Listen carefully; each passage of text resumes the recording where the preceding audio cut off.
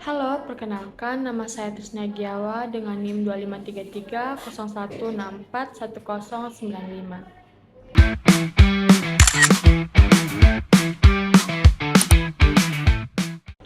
Pada video ini, saya akan membahas peran antioksidan dalam patofisiologi dan manajemen diabetes mellitus. Mari kita mulai dengan memahami terlebih dahulu apa itu diabetes mellitus. Diabetes mellitus merupakan penyakit yang mungkin kita sudah dengar dan juga sering.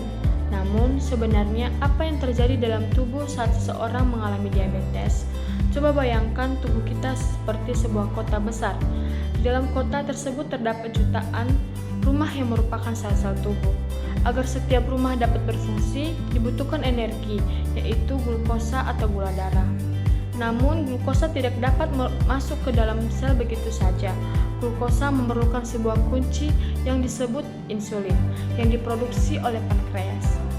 Pada diabetes mellitus terjadi dua kemungkinan. Yang pertama, ada pankreas tidak mampu menghasilkan insulin yang cukup, seperti pada diabetes tipe 1.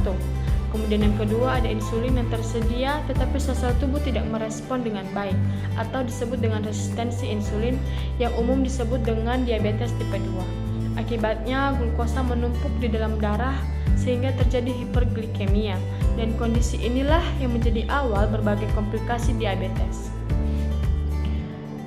Hiperglikemia dan stres oksidatif. Lalu, apa yang terjadi jika gula darah terus tinggi? Kadar gula yang berlebihan akan mengalami berbagai reaksi kimia, seperti autooksidasi dan glikasi yang menghasilkan reaktif oksigen spesies atau bisa disebut dengan ROS, yang lebih dikenal sebagai radikal bebas. Radikal bebas merupakan molekul yang tidak stabil, sehingga akan mengambil elektron dari molekul lain. Akibatnya terjadi reaksi berantai yang menyebabkan kerusakan pada sel-sel tubuh. Kondisi ketika jumlah radikal bebas lebih banyak daripada kemampuan tubuh untuk menetralkannya itu juga disebut dengan stres oksidatif. Semakin tinggi kadar gula darah, semakin banyak radikal bebas yang terbentuk. Inilah yang menjadi salah satu penyebab utama komplikasi diabetes, seperti kerusakan pembuluh darah, saraf, ginjal, dan juga mata. Bagaimana radikal bebas bisa merusak tubuh? Radikal bebas menyerang dua target utama. Pertama, sel beta pankreas, yaitu sel yang menghasilkan insulin. Radikal bebas dapat merusak membran sel, mitokondria, bahkan DNA, sehingga produksi insulin menurun. Akibatnya, kadar gula darah semakin sulit dikendalikan. Kedua, radikal bebas memperburuk resistensi insulin. Radikal bebas mengganggu jalur sinyal insulin, sehingga sel menjadi kurang peka terhadap insulin. Walaupun insulin masih ada, glukosa tetap sulit masuk ke dalam sel.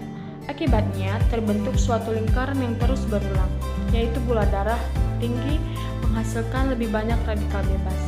Radikal bebas merusak sel beta dan meningkatkan resistensi insulin.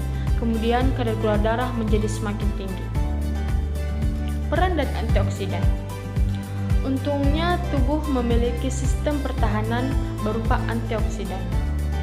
Antioksidan bekerja dengan memberikan elektron kepada radikal bebas, sehingga radikal bebas menjadi stabil dan tidak lagi merusak sel.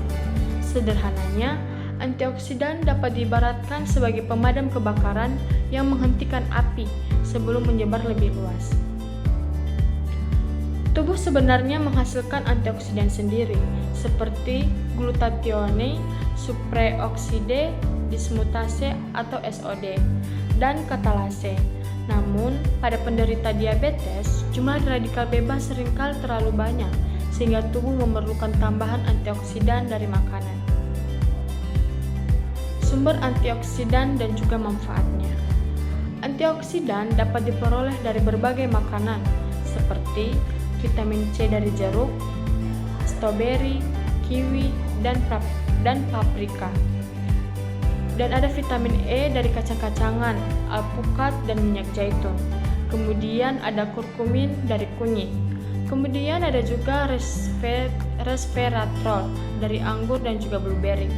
Ada polifenol pada teh hijau, kayu manis yang juga diketahui dapat membantu meningkatkan sensitivitas insulin. Berbagai penelitian menunjukkan bahwa konsumsi antioksidan bersama terapi diabetes dapat membantu menurunkan stres oksidatif dan memperbaiki pengendalian kadar gula darah. Namun, antioksidan dari makanan utuh tetap lebih dilanjurkan dibandingkan hanya mengandalkan suplemen. Baik, kesimpulan dari video saya ini adalah hiperglikemia pada diabetes meningkatkan pembentukan radikal bebas yang menyebabkan stres oksidatif. Stres oksidatif kemudian merusak sel bata, pankreas, dan memperburuk resistensi insulin, sehingga diabetes makin sulit dikendalikan. Di sisi lain, ada antioksidan yang berperan menetralkan radikal bebas, melindungi sel tubuh, serta membantu mengurangi risiko komplikasi diabetes. Oleh karena itu, selain menjalani pengobatan sesuai anjuran dokter, penting juga menerapkan pola hidup sehat dengan mengonsumsi makanan kaya antioksidan, menjaga pola makan, rutin berolahraga, dan mengontrol kadar gula darah. Demikian pemaparan dari saya. Terima kasih atas perhatian Anda. Semoga video ini bisa bermanfaat. Terima kasih. I just had to let you know you're